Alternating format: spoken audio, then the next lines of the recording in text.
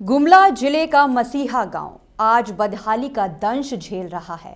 सरकार यूं तो ऐसे गांव को चिन्हित कर गोद लेकर इनका विकास कर रही है, लेकिन यहां विकास कार्य सिर्फ कागजों में ही सीमित नजर आ रहा है।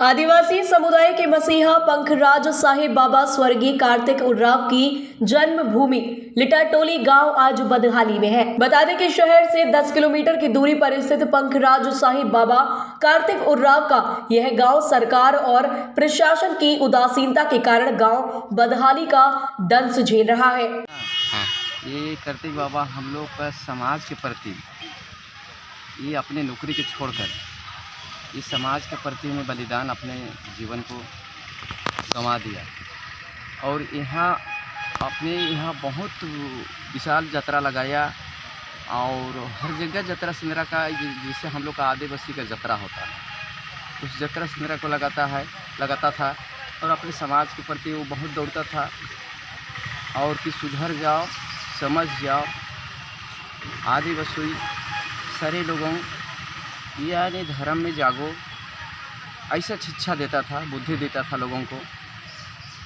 इसलिए ये शिक्षा देता था, बुद्धि देता था, जीवगर आदमी था। इसलिए इसका कहने पर सारे लोग मानते थे, लेकिन बाद में आते आते सारे भटक गए और भटक कर अभी हम लोग भटक चुके हैं। ना हम लोग का सरकार तरफ से कुछ साधन आ रहा है, ना स्कूल का साधन आ रहा है, ना कोई घर का साधन आ रहा है। गरीबों को शोषण बड़ी हो रहा है, खाली शोषण हो रहा है। जो मूलभूत सुविधा मिलना नहीं आता है, नहीं आ पाता है। अभी आप क्या कहना चाहेंगे? मूलभूत सुविधा आपको नहीं मिल रहा है तो आप क्या कहना चाह रहे हैं? तो हम लोग को गरीबों को जितना पब्लिक को आम पब्लिक को गरीबों को हम लोग को सुविधा हो जाना चाहिए बच्चों का पढ़ने के लिए और हम लोग का रहन सहन घर दुरा ये सब हम लोग को पानी का सिंचाई ये सब हम लोग को हो जाना चाहिए सरकार की तरफ से। बता दें कि प्रतिभा के धनी व कुशाग्र बुद्धि के स्वामी पंखराज साहिब स्वर्गीय कार्तिक उर्राव ने अभियांत्रिकी के क्षेत्र में महारत हासिल कर गुमला जिले का नाम रोशन किया था। लेकिन दुर्भाग्य है कि दुनिया के सबसे बड़े ऑटोमेटिक पावर स्टेशन का प्रारूप ब्रिटिश सरकार को देने वाले कार्तिक उर्राव के गांव लिटाटोली आज बदहाली की मार झेल रहा है। हम शिक्षा की बात करें तो गांव में प्रोजेक्ट कार्तिक उर्राव हाई स्कूल भी बना है, लेकिन शिक्षा का मंदिर भी अब जर्जर हो गया है। गांव की बदहाली की तस्वीर सरकार और प्रशासन की उदासीनता की पोल खोल रही है। इसके पहले जब शुरुआत हुआ था बहुत भव्य रूप से होता था। आज से 10 साल पहले हम लोग इसको शुरुआत किए थे, भव्य रूप से होता था। सारे लोग आते थे, जितना मिनिस्टर से सारे जितना समाज सेवी लोग आते थे। लेकिन जब से कोरोना काल हुआ है, कोरोना काल 2 टाइम लगा, उस टाइप नहीं हो पाया।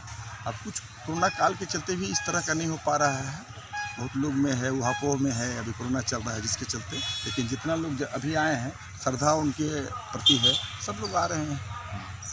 कभी हमें भी बड़ी पीड़ा होती है, बड़ी दुख लगती है, क्योंकि उसी के समाज से हम भी बिलोंग करते हैं और उनके नाम से हर जगह अपने अपने हिसाब से सारी संस्थान चल रही है।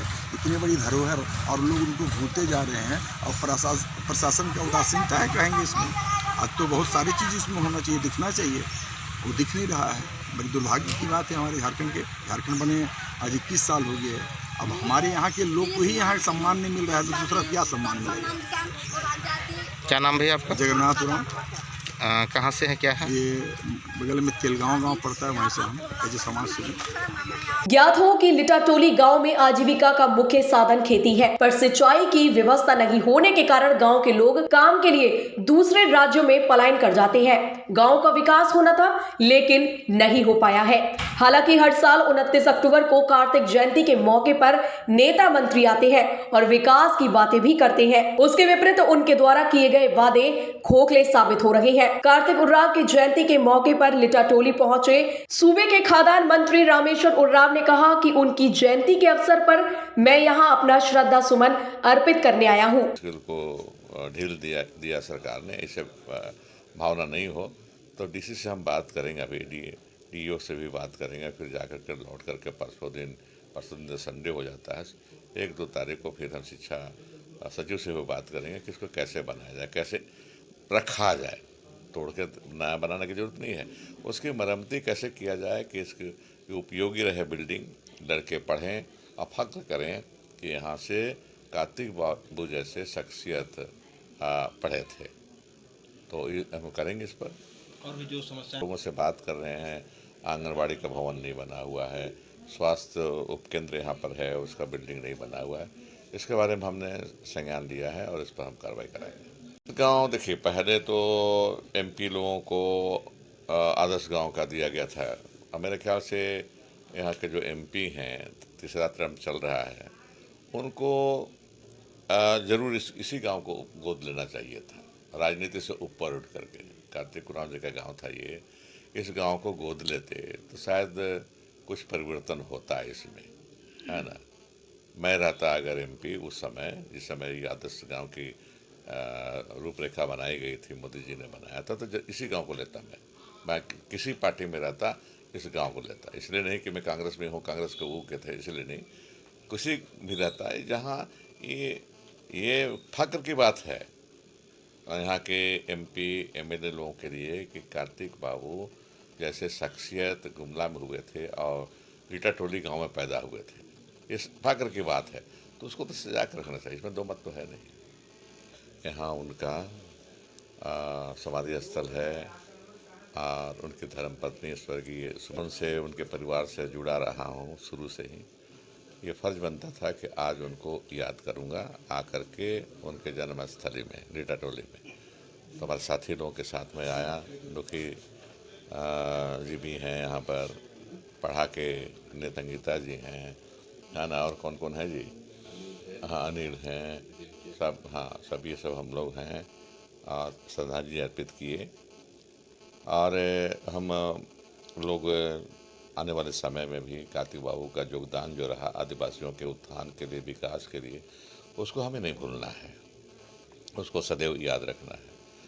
एक पुरानी चीज़ों को हम छोड़ते चले जा रहे थे, पूर्वजों की चीज़ों को हम लोग, तो कार्तिक बाबू आकर के एक जागरण का शंखनाद किए, जागृत किए आदिवासी समाज को, यही नहीं पूरे देश में घूम घूम के, और एक नई पहचान हम लोग को, नई जागरूकता, राजनीतिक जागरूकता खास करके आई और अभी भी है जागरूकता हम लोगों के बीच में। तो उनका देन काफ़ी इसमें है।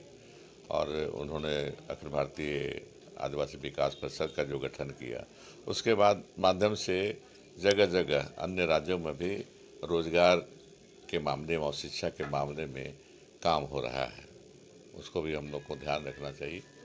ये सारी चीज़ें हैं। तो आज के दिन यहाँ आए हैं, आज रुकेंगे गुमला में। कल सांस्कृतिक केंद्र यहाँ बना हुआ है, उसका उद्घाटन है। फिर परिसंपत्तियों का वितरण भी डीसी साहब ने अनुरोध किया है, तो उसमें भी हम शामिल रहेंगे। इस तरह से कल भी रहेंगे, शाम में फिर यहाँ से निकलेंगे। आप आए हुए लिटरेट कॉलेज में बताया लोगों ने, तो उसकी जो देखिए अभी स्कूल अलग अलग खुल गए हैं, अलग अलग प्राइवेट स्कूल भी चल रहे हैं, सरकारी स्कूल भी चल रहे हैं, और बढ़िया बढ़िया बिल्डिंग बना हुआ सब जगह, उसमें कोई दिक्कत नहीं है। इसको भी बचा कर रखना चाहिए।